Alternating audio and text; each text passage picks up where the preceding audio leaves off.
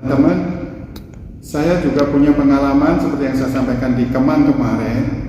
Langkah kecil menentukan langkah besar. Nah, teman-teman di organisasi, ayo kita lihat apakah kita sudah melakukan langkah-langkah kecil tersebut. Contoh misalnya, apakah kita sudah menyiapkan proses-proses penjualan dengan baik? Sudah melakukan analisa penjualan setiap hari kah? Kemudian reporting setiap minggu kah? Apakah sudah ada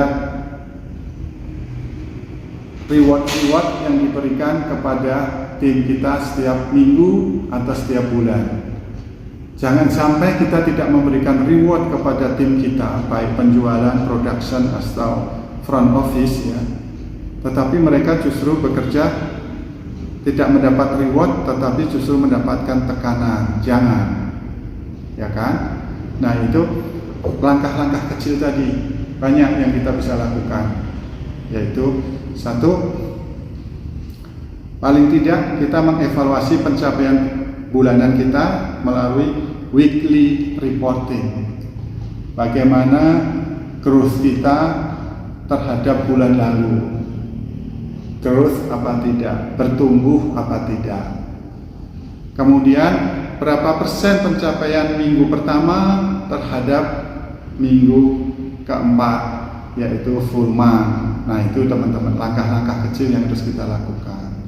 Kemudian sudahkah kita melakukan mentoring bagi teman-teman manajer-manajer atau junior manager yang kurang?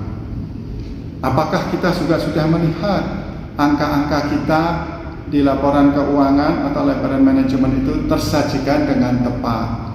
Apakah CEO kita juga mengerti tren-tren kita semuanya pertumbuhan dari minggu ke minggu, dari bulan ke bulan?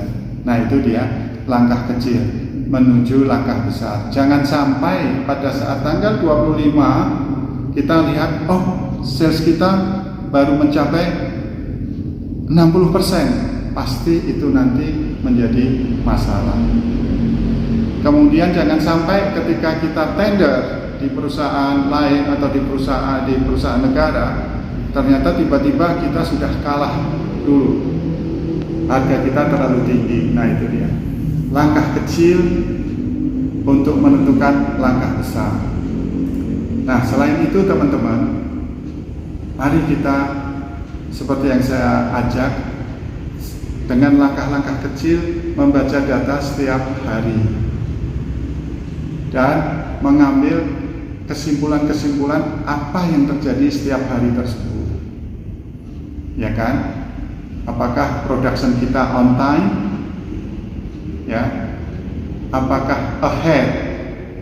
Nah, saya punya case study ya dengan PLN ya. Kami waktu itu melihat bahwa membangun gensetnya itu service genset itu, kalau terlambat satu hari itu cost kepada PLN bisa banyak sekali. Maka kami mengembangkan ahead culture, yaitu kita bicaranya jangan terlambat tetapi ahead gitu. Nah, itu langkah kecil yang memberikan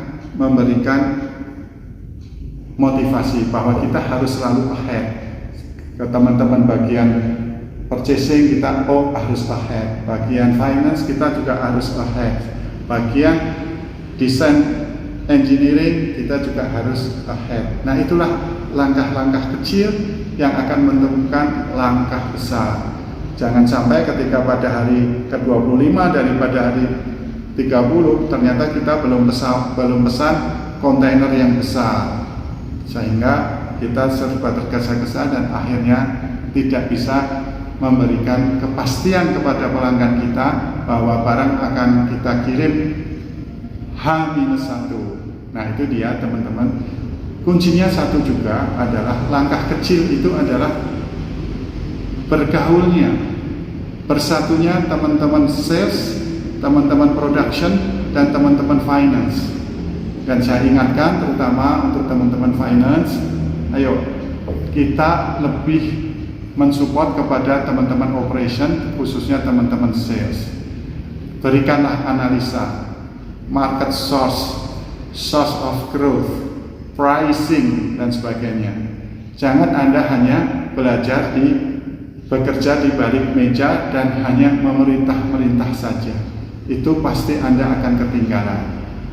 Nah, oke, teman-teman, kita lakukan langkah kecil untuk menuju tujuan besar.